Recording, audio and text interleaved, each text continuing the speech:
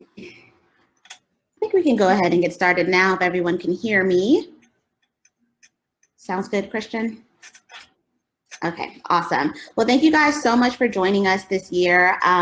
Last year we did a similar presentation at Organizing 2.0 in New York, so we're so happy to be back. This year we're going to be talking about some real online to offline organizing. And this presentation is called From a Facebook Like to a Worker Leader. My name is Kelcie.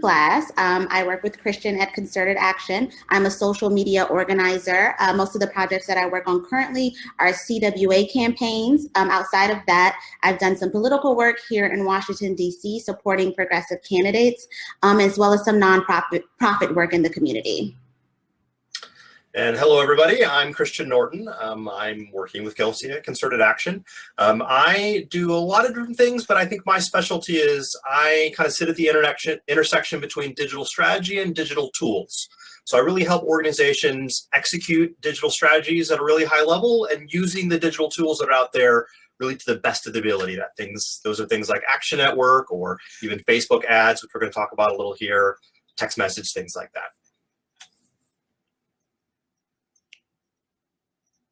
So you've read the event description. We're talking about kind of online to offline organizing. And I wanted to take a moment before we dug in to talk about what this is not. There used to be a kind of a notion, it's not so much anymore, but a few years back, that when people talked about online to offline organizing, what they meant was turning people out for events. And I want to set the record straight, that is not what we're talking about. Online to offline organizing is way more than that. It's extremely powerful and it's real organizing. So don't listen to someone if they're telling you you can't really organize people online. What we're going to kind of demonstrate here is what we call kind of a high touch approach to online organizing and how we mirror that and kind of marriage that with traditional organizing and traditional organizers to really do some important work. So wanted to set that the misconception straight right here at the beginning. So today we're going to be using one of our campaigns that's actually going really well. We just had a recent victory that we'll talk about briefly, and that's the Committee for Better Banks. So this is a CWA campaign that's made of a coalition of frontline bank workers and credit union workers, as well as consumer advocacy groups and labor organizations. And the goal of the group and organization is to provide job security for frontline workers to improve their working conditions and to overall give workers a voice on the job. And we've been really active right now amidst everything that's going on because bank workers are also considered essential employees right now. Some of our goals of the campaign are obviously to find and recruit new members for the organization. We want to build a membership base and have advocates for the group. So we want to build up workers who can speak to the press and be the public facing representatives for the group. We also are working on building a ladder of engagement when we connect with workers online and bringing them offline to be active members of the organization and also bringing them back online. We'll talk about that a little bit later.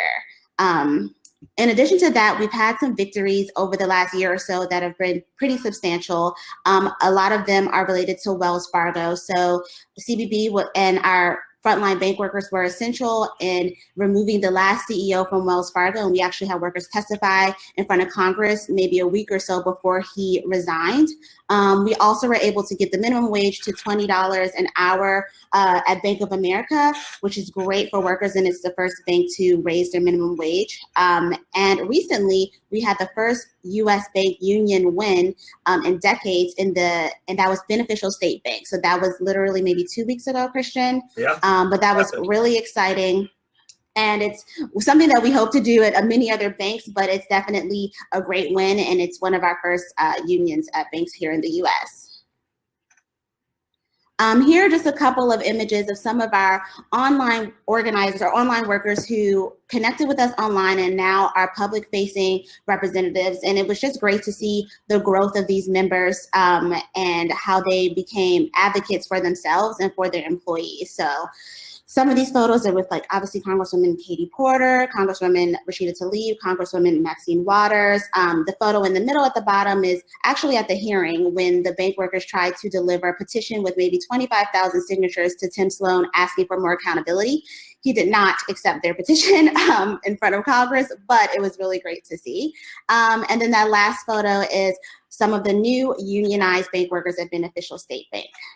And just to put a finer point on that, the workers in this photo, they got involved in the campaign first online. So they found us first through either organic social media or paid social media, and that is their entry point into these organizing campaigns. And they've become, leader activists. And, for the Beneficial folks there, they have a union on the job now. So. And also an anecdote is one of the workers was actually in the new Dirty Money series on Netflix. He had a pretty substantial role in the series, the episode, I think it's episode 1 or 2, about Wells Fargo specifically. So that was really great to see just his growth. All right, so what are we really talking about here? So we're talking about a Facebook-like to a worker pipeline. So the idea is here that we're using social media to generate worker leads and then hand them off as quickly as possible to traditional organizers, folks out in the real world, not online, to activate them. So we're really trying to mirror some of those offline and traditional organizing techniques. So you often think of online organizing as a blast communication where it's one person talking to thousands of folks at the same time. Well, there's a component of that, but what sets this apart from some social media and from some email or text programs that we do in other contexts, here we're really trying to have an individual conversation, and the blast communications are just a way for us to start that individual conversation and then get those folks in touch with somebody like an organizer in their area, in their state, to follow up and have a much deeper conversation. So this really is about person-to-person communication. It's deep, it's individual, it's building trust and relationship. So it's not just a broadcast medium. And social media that we use in these projects are not just about reaching the most workers. We're not looking to reach the general public, right? We're not looking to go viral. That's not the point of these kind of projects. The point of these kind of projects is to identify very specific workers and ask them to get involved in the campaign in very real and tangible ways. Because remember, the final goal is to get them to sign up with the union and have an election at the workplace. So that's, pretty high bar ask. We got to start that organizing right away, and we got to get one-on-one communications going as soon as possible.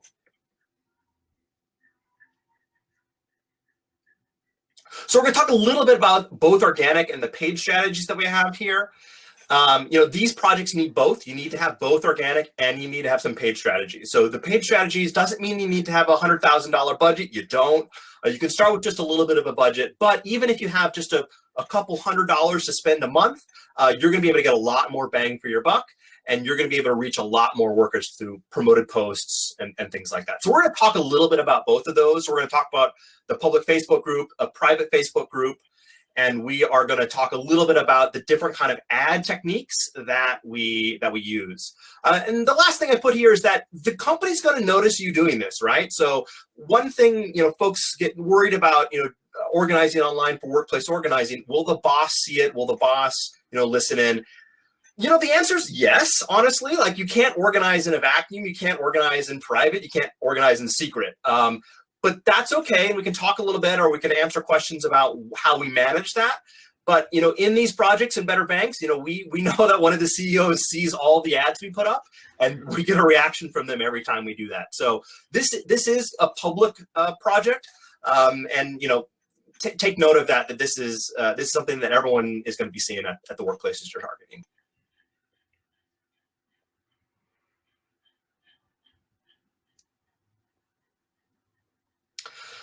And then after the social media, the other part of this is an organizer handoff, like I mentioned. So we have found that we need to have our new workers, our leads, we need to connect them with a real world organizer to talk to them one-on-one within 24 hours, hopefully within 1 or 2 hours. But we have found that the value of a click or a like or a sign up on a form is lost within 24 hours. Folks don't remember what they signed up for. They don't necessarily believe that you're the person related to the organization you're with. So we're also going to talk a little bit about how we prep our organizers to be ready for these leads, and then how we actually push these leads, these new workers, to organizers as quickly as possible. And we really have a system that we set up. So somebody who's taking a click off of a Facebook ad, they could get a text message from a real organizer within a couple minutes, really, with the right tools and techniques and the right prepping for these projects, you can get turnaround that fast, and you can really get people, into the organizing program right away. And the main thing we're trying to do, especially when we're in the digital space, and I feel like a lot more people are much more comfortable and we're seeing more comfort and growth in that space, but we're still trying to build trust with workers who have never heard of the Committee for Better Banks and have clicked on our Facebook group or our Facebook page and want to learn a little bit more. So we're trying to build trust with them, and we're also trying to build a community, which is why we really focus on having a worker group or worker voice, on our pages. Some of the organic strategies that we, of course, use is we create organic strategies to move the organizing forward. We also are validating some of the messages and key statements that CBB makes with supporting our articles and research. We also are giving our Facebook and social media pages a peer voice. We try to get as many quotes and as many pictures of workers as possible, just to let workers know that this is not us organizing and telling you like what we think. This is the voice of workers. And one of the roles that I take on actively, and we'll talk about a little bit later in Messenger, is we're also actively responding and in comments and encouraging conversations. We're asking questions even when people don't necessarily agree with what we're saying. We want to keep the conversations going and really increase engagement in an organic way. So since there's a lot of folks talk about organic strategies, that's really all we're going to focus on right now for organic. I want to get into a little bit deeper on the paid strategy, since that's really kind of a unique to this program. But if folks have questions about organic strategies, sound off in the chat, and we'll come back at the end and answer any questions that folks have. So let's talk about really the kind of 4 tactics we're using with paid strategies to find new workers: promoted posts, surveys and petitions, lead forms, and Messenger. We're going to go through each of these briefly and talk a little bit about how we're using these different tools. So before we get into it too much, accurate targeting is absolutely critically important for this. Targeting is the most important part to find the workers you need for these projects. It is very different from targeting any other kind of ad that you've possibly done. It's different from targeting for an electoral program. It's different targeting than an advocacy campaign, getting people to sign a petition, a commercial project. Targeting will make or break these organizing campaigns. And you have to work around that if you don't have it. So let's go through the important parts. So employer targeting is the absolute gold standard to get these projects to work. So if we're trying to organize workers at Wells Fargo, for example, since that's what we're talking about here today, we're going to make sure that on Facebook, one of the targeting criteria we can use is Wells Fargo, and you can target by employers. And that is critical. That is by far the most important thing. To the extent that if we do not have that employer on Facebook, we immediately start having to talk about workarounds and what other tactics we need to be deploying to organize workers at that workplace. One of them is LinkedIn. We can talk about it a little bit more. We have been very surprised to find. I've been very surprised to find that LinkedIn is a right place for organizing. That workers are on there more than we expected. And the targeting criteria, especially around employer, is much more granular than Facebook is now. Facebook used to be much more granular. It's not anymore. So where we can't do employer targeting on Facebook, we're going to switch to LinkedIn as an option to look at because we can target by employer there.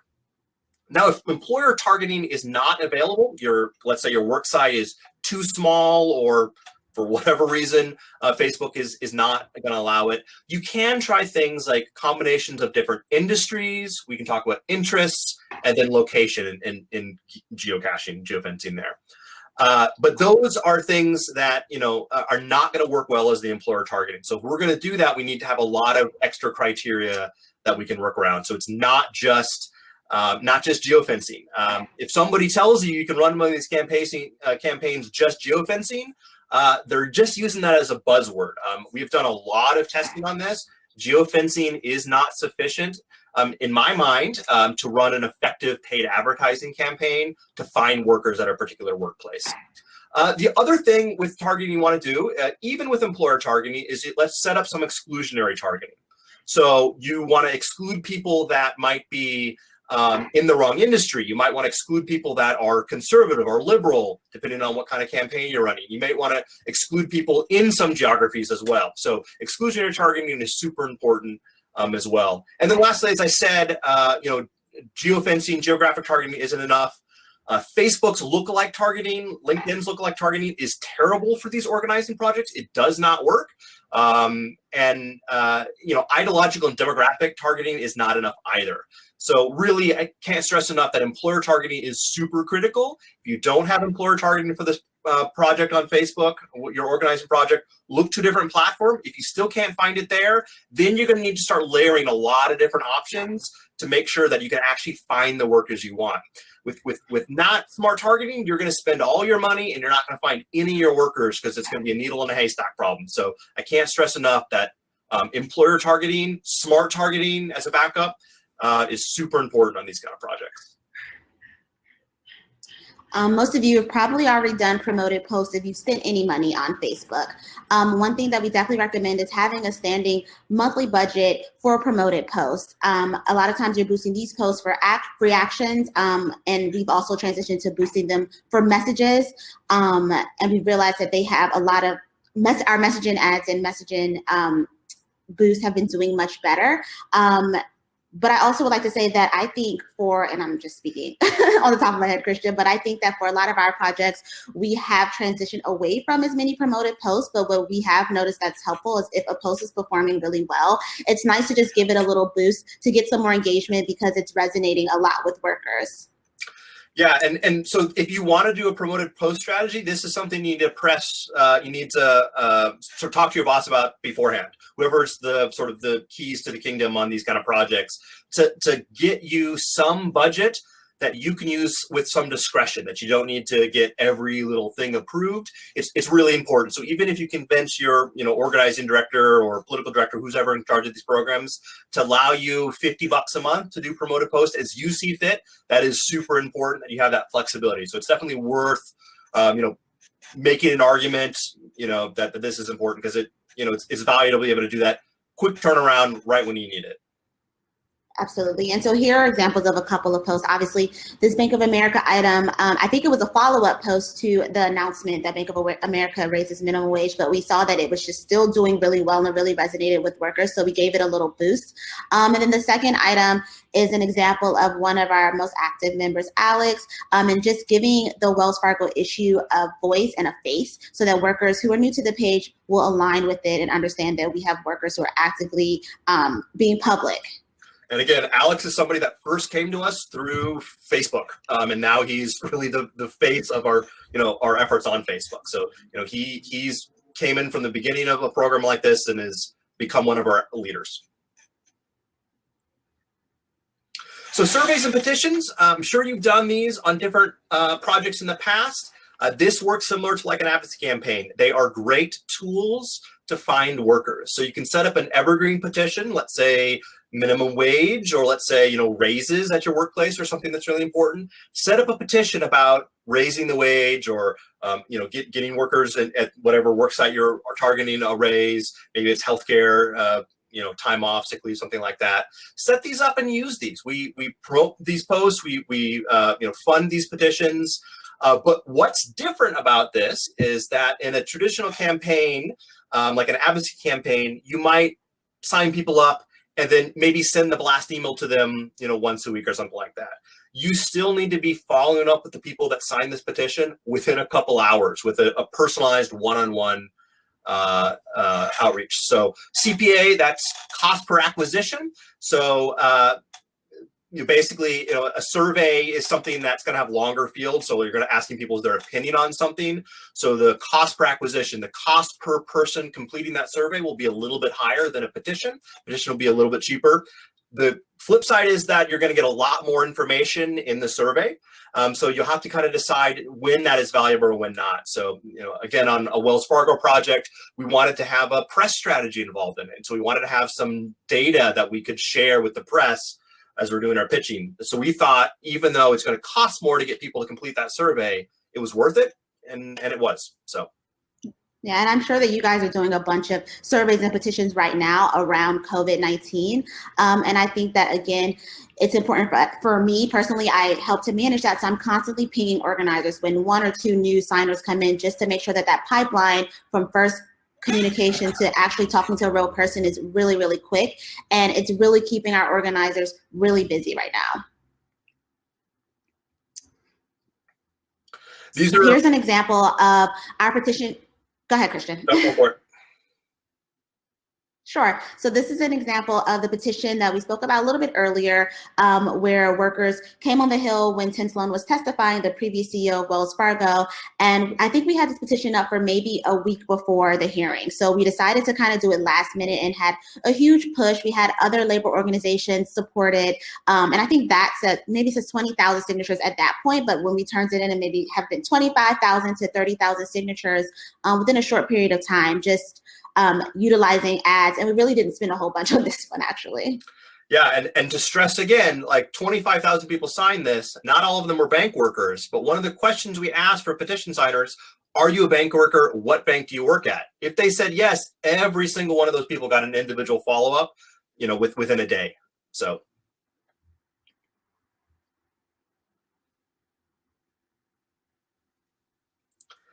Next, lead form. So this is something that I think folks are becoming more familiar with. So lead form is both on LinkedIn and Facebook. It's a form that is on the platform itself, and it's something you can only access when you're doing ads. But you set up a short little form. Typically, it's like an interest form. So we have first name, last name, what bank are you at, phone number, and email address. We have found that this is the second most effective tactic to find workers. So these are really quick. You don't have the drop-off that you have when you send people off-site or send people to petition. So this works better than a petition. This works better than a survey. And so this is something that we, especially early on, we did a ton of, and we got a lot of workers very quickly with these kind of projects. So this is something that we probably can't go into in too much detail here, but you should definitely look into it. If you've never run a lead form ad campaign on Facebook, it's definitely worth looking into. They're really easy to set up. And then again, you can hook that lead form up to Zapier or another program. And when somebody clicks the ad, they go to the form, they fill out the form, and within a couple hours, we're having one of our activists text them or call them or whatever. So this works somewhat. It's a little bit like a petition, but it's on Facebook itself. So definitely, if you haven't checked it out before, something you want to look into. They work great.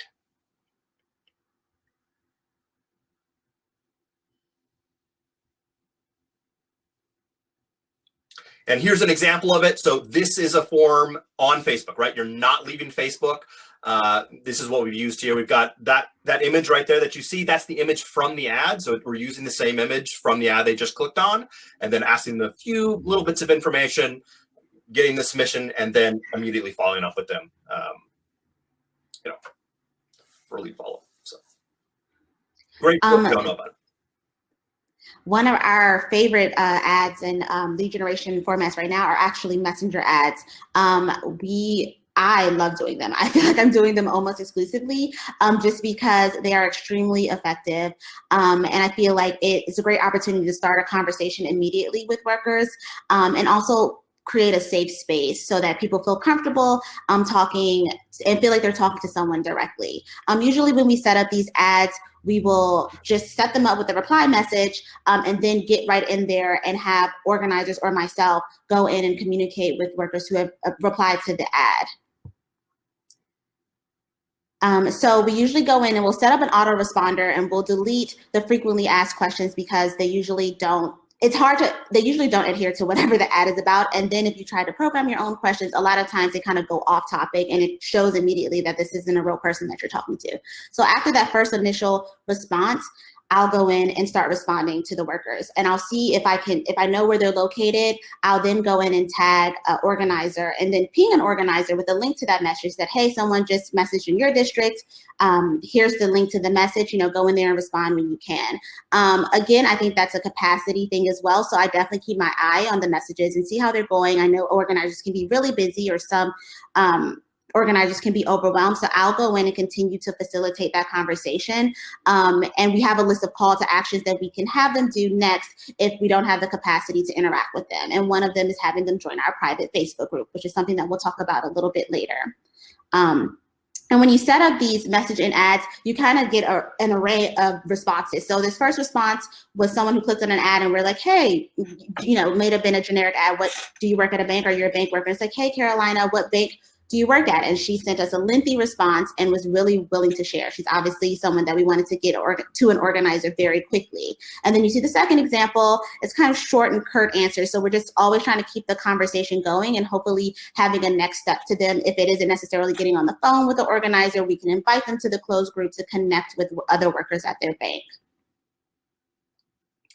And then organizer handoff, we're kind of getting in this already. So, you know, this is where, you know, the digital organizers and the offline organizer, traditional organizer, what do you want to call them? If you have two people serving those different roles, if the digital organizer and offline organizer are different people, where you need to be working with them before you ever start this program, to set up expectations, to teach them what it's going to need from them to get responses. So, you know, again, important to remember here and explain to the organizers, the goal here is not to build a huge Facebook page. You're not looking to go viral. You're trying to find individual leads. And you need to have buy-in from those organizers, and you're going to need to have buy-in from, you know, your organizing director, whoever's, you know, with this campaign. So, because it's critical to have that buy-in, because you need them to do follow-up. You need them to be, you know, ready when you text them saying, hey, I've got a worker for you that needs to talk to you right now. They've got to be ready to do that. Because that follow-up, as we keep stressing, the quicker that follow-up happens, the more likely this person is going to be, the worker that you found is going to become a leader and somebody you can count on. So all of our organizers, we have their emails, we have their phone numbers, we have them on Facebook. And so when somebody comes in, we are hitting our organizers up on all the different platforms we need to hit them up on to make sure that they are then going to follow up immediately with whatever lead that we found. So, you know, sometimes that's going to be you. Sometimes you're going to play the role of both the offline organizer and the digital organizer, and then you've got it easy. You can just do it all yourself. And like on Messenger, Kelcie often does that. So she will start those conversations and, you know, talk to them for, you know, a bit, you know, back and forth, maybe a dozen or so times, and then it's a handoff later.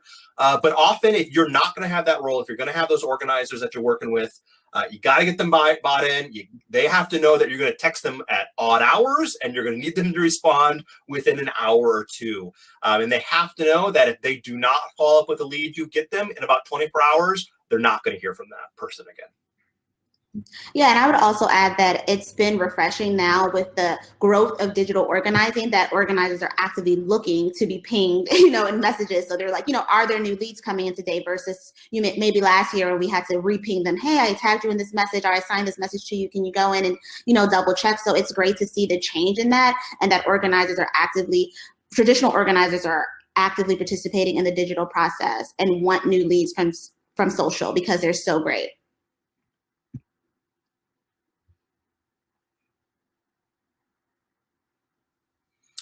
All right, so let's talk a little bit about traditional organizers. What is their role in this process? We've talked a little bit about it. For one, you need to encourage your traditional organizers to become digital organizers as well. They need to be on the page. They need to be in the group. They need to be seeing what you're posting. They need to be reading comments.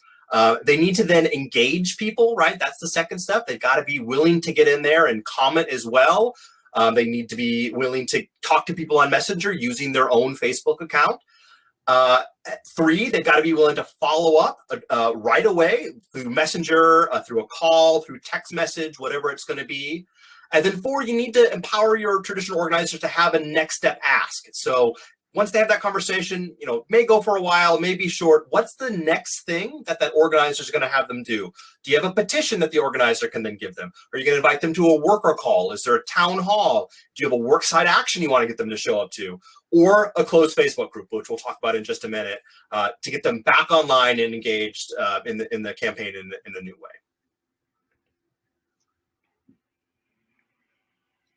And then this question I saw going in the chat here, how do you get these leads to people right away? So this is the magic. that's kind of behind some of this process. So when we do petitions, when we do lead forms, when we do surveys, part of the magic to make sure that our organizers are getting this is a website called Zapier, or Zapier, I'm never sure. This is basically a series of tubes, right? So it connects one program to another. So we use Zapier to hook up to our Facebook lead form. And so when somebody fills out that Facebook lead form, Zapier is taking that information in real time, putting it into a Google Doc where all of our organizers can see, and sending me an email, sending Kelcie an email, sending our organizer an email. You can do a text message as well, so you can send that information via text message. So this is the magic that somebody asked. I saw, like, how do you get this to happen so it doesn't, these leads from the lead form don't, waste away in the Facebook Business Manager. Zapier is the hidden sauce here. So this is a great tool. It takes a little bit of time for you to get familiar with it. I've kind of got a little screenshot there. It's a little small, sorry about that. But this is kind of how it works. So you basically connect the forms from connect the fields from your form, whatever it is and whatever platform it's on, to like a template for email or a template for text message, or then connecting it to a Google form.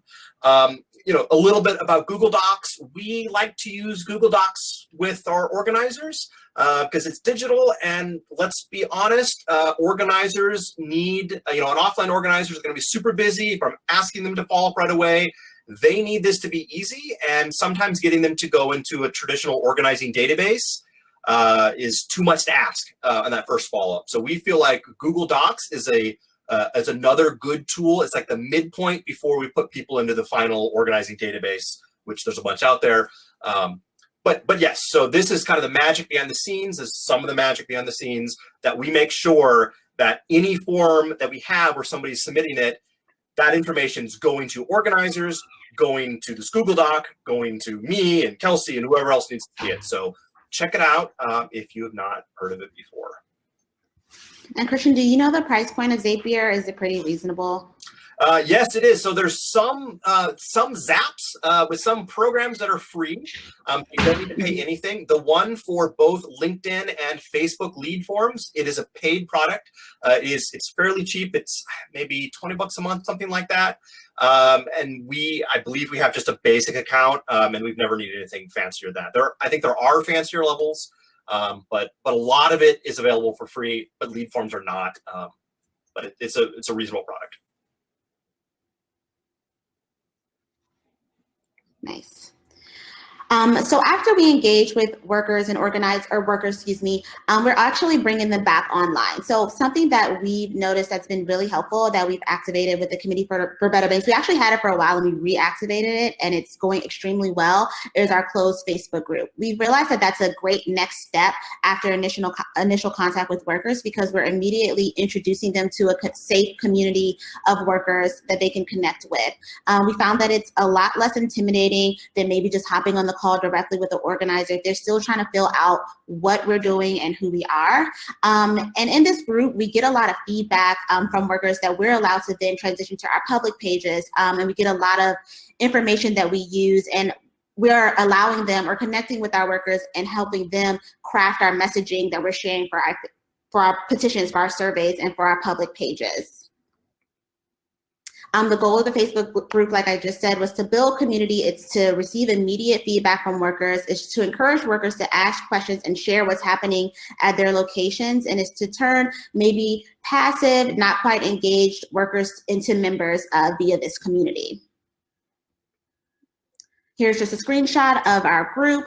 We do have questions that workers have to ask before they enter the group, membership questions. We will not confirm anyone if they haven't asked questions. The only times we've confirmed people that haven't asked questions is if they are invited, either by an organizer or extremely active member. But I definitely go through and I'll follow up with people if they haven't asked the questions, just say, hey, we'd love to have you in the group.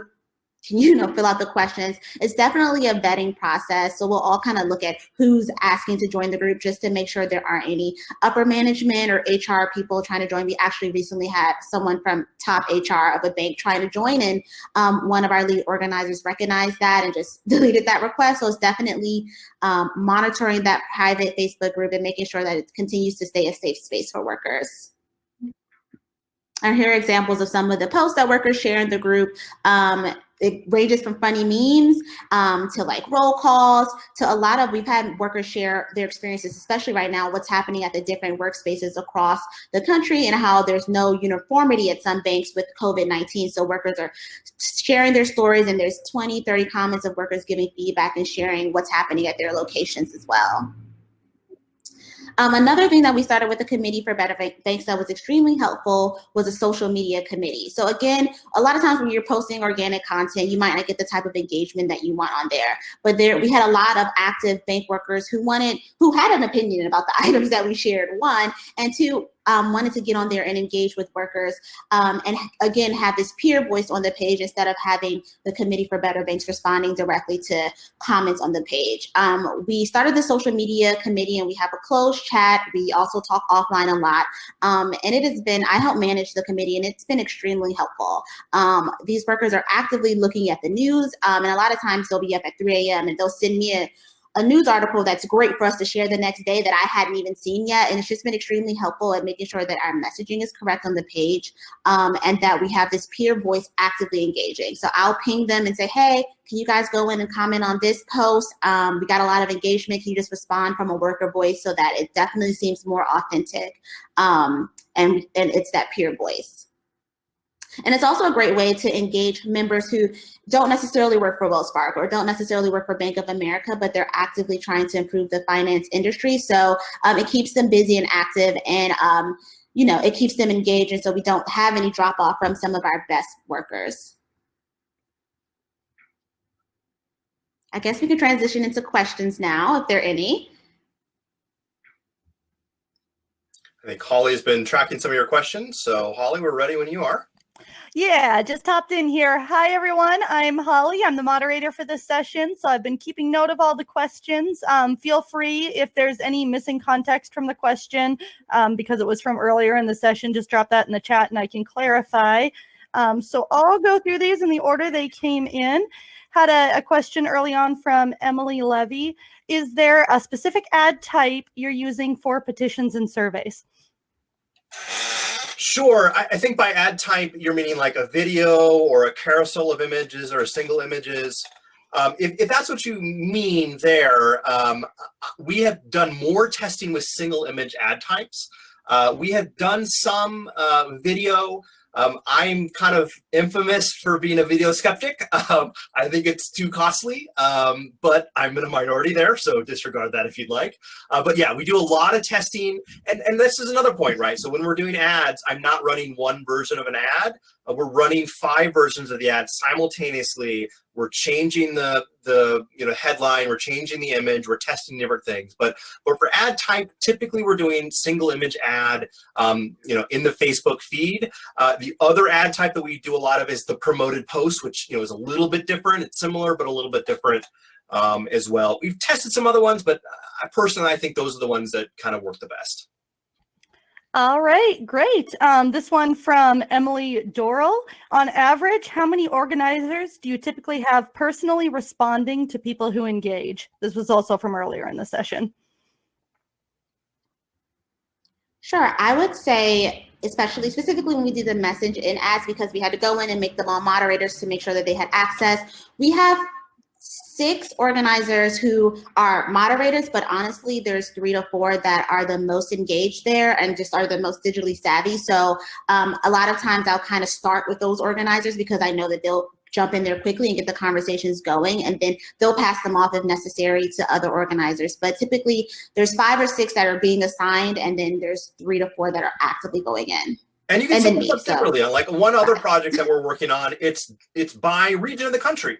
And so, depending on where that lead is coming in from, it's going to a different organizer. And there, I think there's 12 districts or something like that. So we have one organizer in each district. So there's some flexibility you have here. And, it's really about what the buy-in is from those organizers. If you got one organizer that's willing to do a lot, then they're going to carry the weight for you. But if you need more people because they have less time, then you're going to need more people. So it's a little tricky to say. Great. So then we also had a question from Alyssa. How do you train organizers to have those online conversations? Having a discussion with a digital lead isn't the same as a conversation at the door. Yeah, Kelcie, you can share some thoughts here as well. I mean, I think it is, you have to start from the very beginning, right? So you need to, before you embark on a project like this, you need to make sure you have buy-in from folks at your union, with the organizer you're going to work with. Because I'll be perfectly frank with you, I've done this with some unions, and there wasn't that buy-in from either the organizers or from an organizing director, and we didn't have the success we needed. Because I can't stress this enough, that immediate follow-up is so critically important. So I start from the very beginning, making sure that they're bought in, setting that expectation that if this is going to work, if you want new leads, if you need more folks to talk to, I need you to kind of come with me here, and you're going to need to kind of trust me that this is going to work. So it's definitely from the very beginning, and knowing if you're not getting that buy-in early on, there's going to be some problems. And, sometimes that just means that maybe Kelcie is going to do more of that, right? Or me, I'm going to do more of that, right? So we're going to have more of the conversations online before we do the handoff, try to get a hotter leads and only hand over the hotter leads. But yeah, it is tough, and it's absolutely critical. Like, you can't run these kind of programs, in my mind, without, you need that real follow-up. And so you got to have buy-in.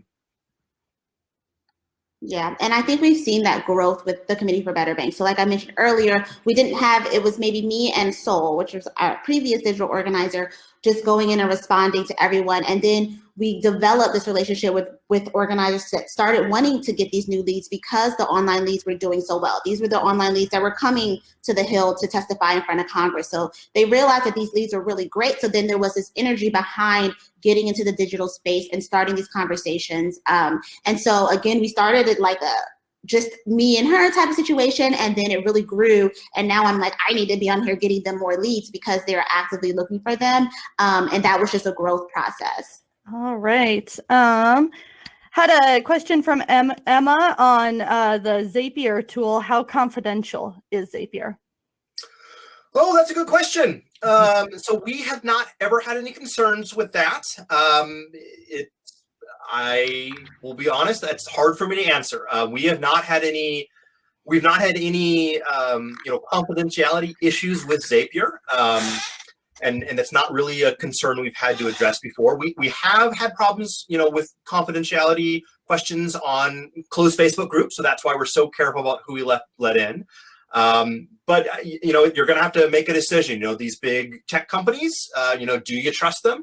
There are some organizing projects that I have been witness to that are organizing workers in the tech space, that they would not want to use a project like this, a product like that, just because they're going to be super, super careful.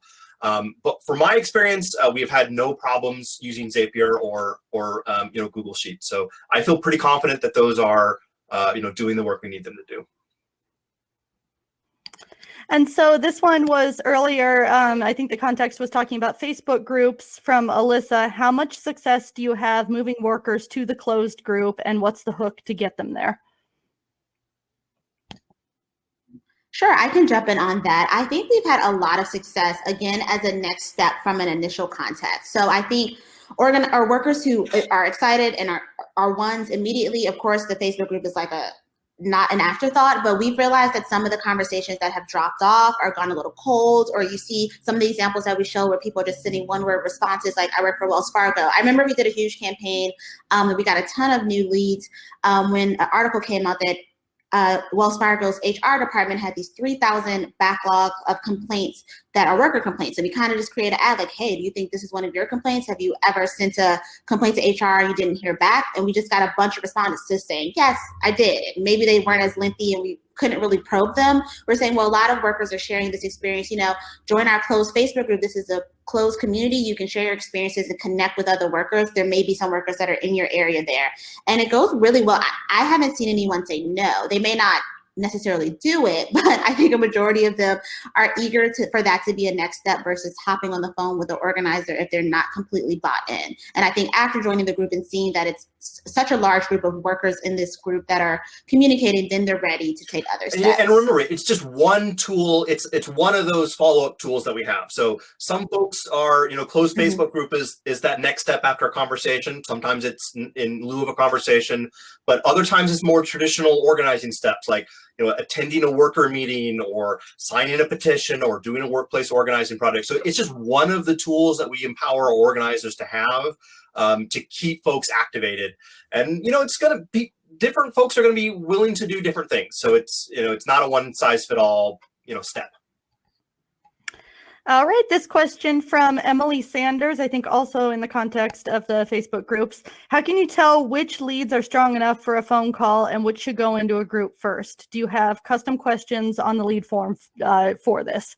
Everybody gets a contact from an organizer first. So yeah, I can't stress that enough.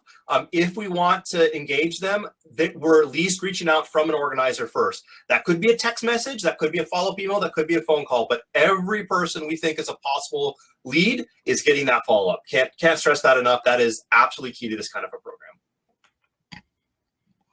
Great. And then this one from Rick. Do either of you ever mine Glassdoor for organizing opportunities? Yeah, so sort of. Kelcie, you can say some more about this if you want, but I mean, I've looked at Glassdoor to kind of get the sense of, there's a new bank that we were looking at, and we were all just kind of learning about what the lingo of the bank is, what people were feeling like. We wanted to have some information before we, went in with the new social media. And so, yeah, I spent a lot of time on Glassdoor. There's also like the laid off forum, I can't remember what it's called, or Reddit. We do Reddit as well. So we use these different tools to like get a sense of how people communicate about their job, what issues are hot when we don't have that information from workers yet. I actually tried once to see if Glassdoor would let me run an organizing ad on their platform, and they stopped talking to me. So if anybody's ever had success with that, I'd love to actually know that, because I do think like there's more that can be done with Glassdoor. But so far I've just used it as kind of like mining for information. Yeah, same. And again, Reddit. And I've noticed on Reddit that I literally can just get information, because whenever I try to directly reach out to someone, it doesn't really go as well. So I definitely go in there just to see what workers are talking about and to see what's happening at their locations, but it hasn't been a successful organizing tool to connect with them.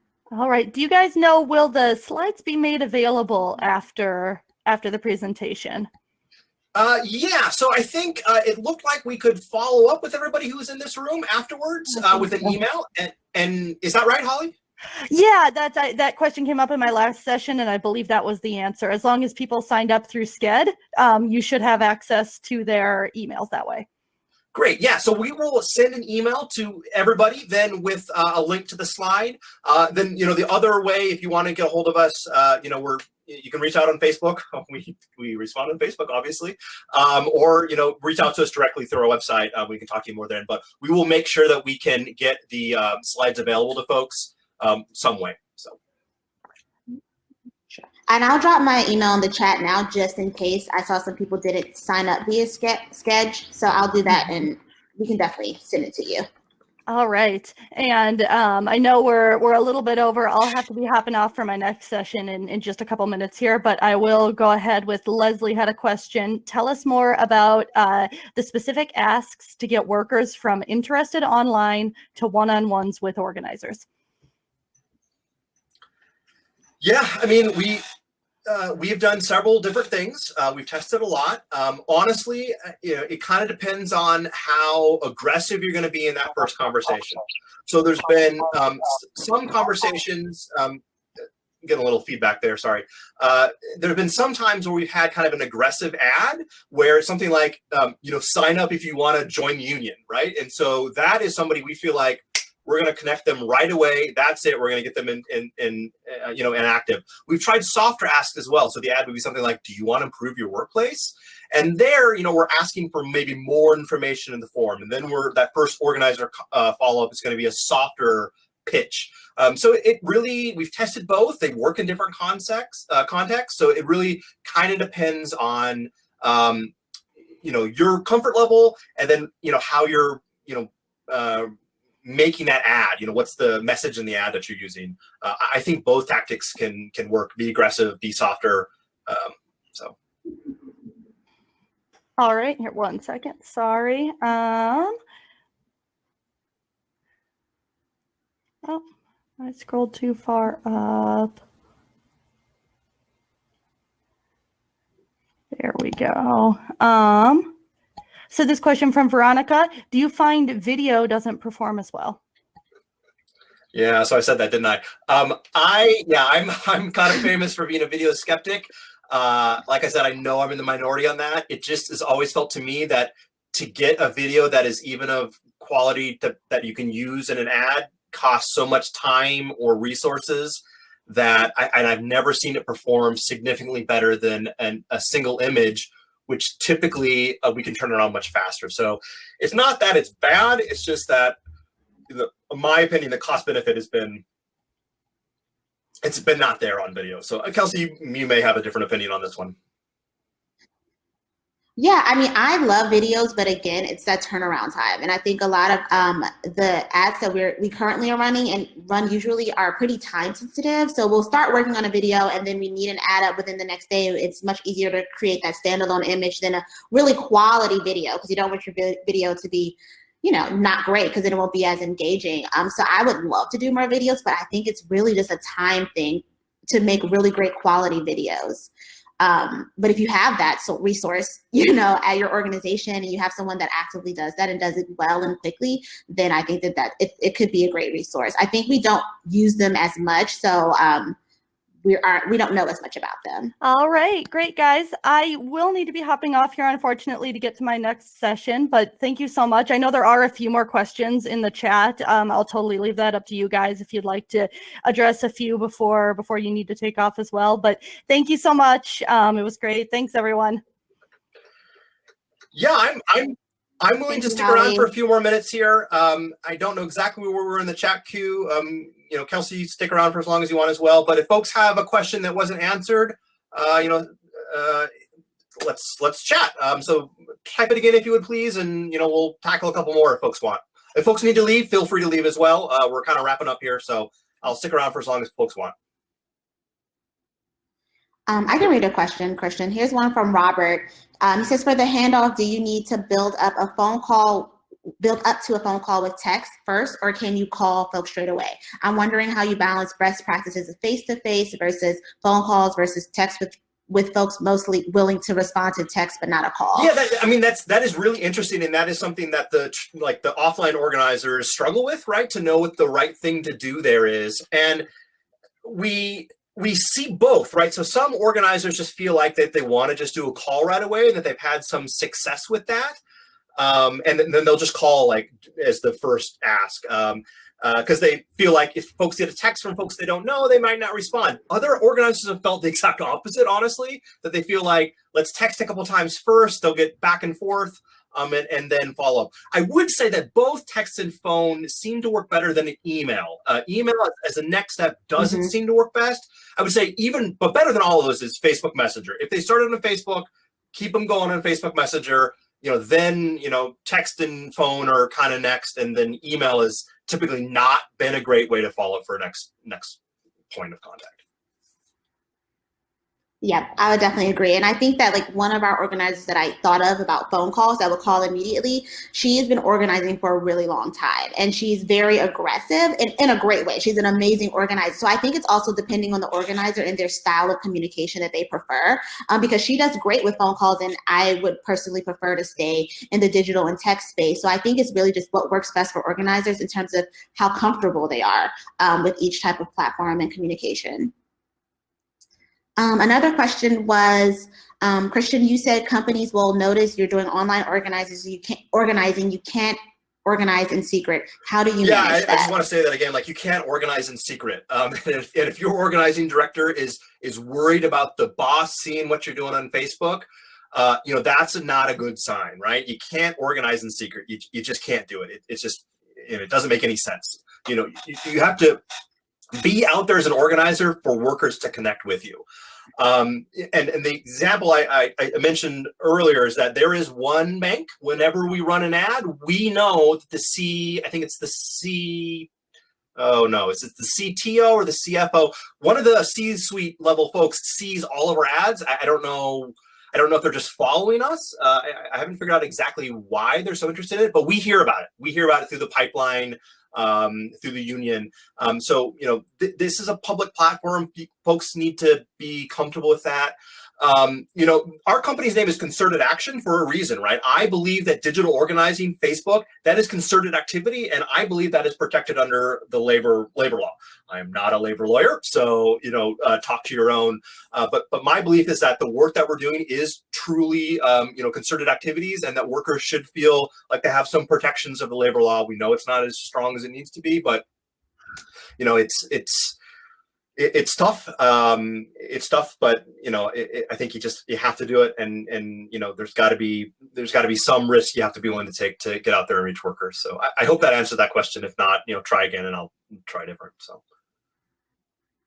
Yeah, and I would also add that it's just actively monitoring like who's engaging on the page. Like, you know, with the closed Facebook group, if you don't answer these questions and you're not invited by organizer or current active member, we're not going to confirm you. And again, like previously, a high up HR rep from one of the banks tried to join like this week, and one of our lead organizers recognized her name. So it's about doing your research and kind of looking at who's who, and figuring out who you need to not have on the page, and then also actively kind of going through, and you might have to block some people, and it's just based on who they are and what their position is. So sometimes I'll search their names and see what comes up on their LinkedIn profile, and if they're, you know, upper management, we'll just preemptively block them from the pages.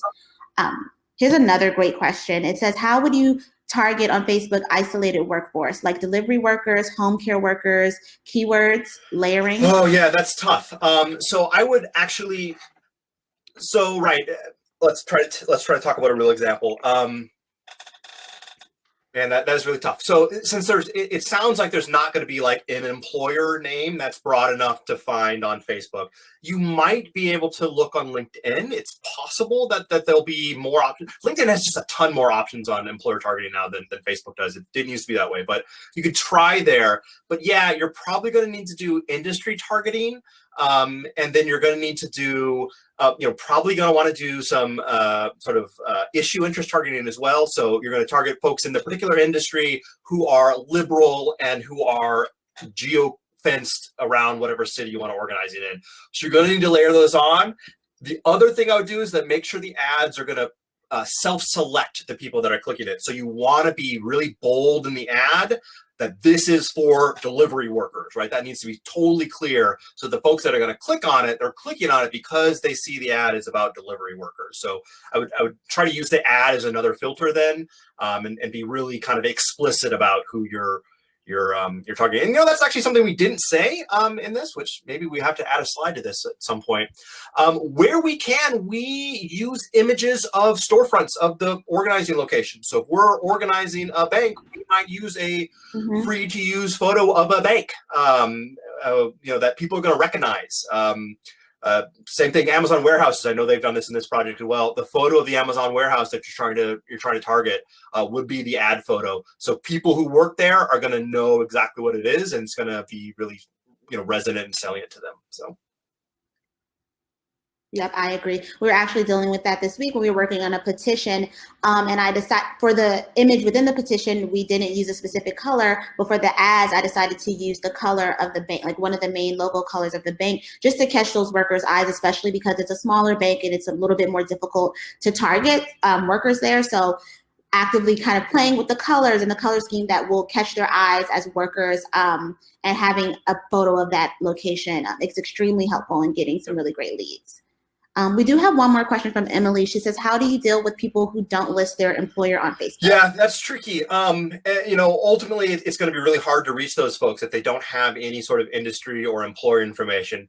You know, one way that we do try to reach those folks is peer-to-peer then, right? So we do a lot of like encouraging our supporters to contact their coworkers. And there are some instances where we're going to do a promoted post to friends of friends. So people who like the page, we're going to promote the post to their friends. The hope is that they're friends with their coworkers on Facebook, so that might hit some of those folks that we won't be able to reach otherwise. But yeah, I mean, that's the problem with targeting, right? If there's not that data point you need on the profile, then it's going to be tough to find them. So you got to get a little creative then. And it's not that you know, geofencing is terrible. It's not the first attempt. You know, the first attempt should be something more specific, you know, for what it's worth. I don't see any more questions. That's a great idea, Rick. Yeah, I mean, but to say a little bit more about what Rick says there, you can do some, matches. If you have a database, that this still is possible. Cambridge Analytica, what they did is not, but you can still do database matches. You need to probably talk to somebody who's going to read the rule about what you can do there pretty specifically, because it's tricky. You don't want to get caught in a place where you don't want to be legally, or get your account suspended on Facebook. But there is still the option where you can upload, it's customer files, I think is what they call it, and target ads based on an uploaded file. So that is still an option there. You want to think real long and hard about what are the cases you can use that, and it's not for everybody. Is that it for questions? Any other questions? There are a lot of good questions. I'll do a quick breeze through, but I think I read them all that Holly missed. And if folks have questions that they think of later, like I said, reach out to us on Facebook, facebook.com/concerted-action, concerted-action.consulting/call. I will talk to you as long as you want. So, okay. If you upload, go ahead. If you upload an email list to Target, do targets know that that's how you found them? Right. The answer is yes now. It didn't used to be, but this has changed. Now it's possible for them to know. Will they actually know? Probably not, because most users of Facebook's are not that sophisticated to understand what this is. But then this is like a ethical gray area, right? So, and I don't know what the answer to this question is. So you do want to think long and hard about those uploaded membership files to target ads. And there are times where I would definitely do it because that's the only way to reach folks. And there's times where I would be more cautious than I would have 2 years ago. 2 years ago, if you asked me this question, I said go for it. But now Facebook gives a lot more tools, and they're a lot stricter about when and how you can do that as a result of all the nonsense that's happened. So. So how would they know that Facebook will, and it's hidden somewhere. So like I have found it, it would take me probably 20 minutes to find it again, but Facebook will tell you as an individual if you are being targeted by an ad and if you're in somebody's customer file, and then you can opt out of that. So it is there. Email me or call me or whatever, Facebook me, and I can help you find it, but it's there. I know it's there. I've seen it before. So it's out there.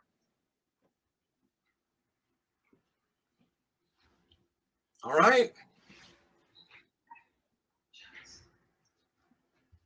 Well, thank you guys so much for joining our session. I'll drop a couple of extra links in the chat just in case you guys want to connect after, and we'll be sure to send the slideshow to you as well.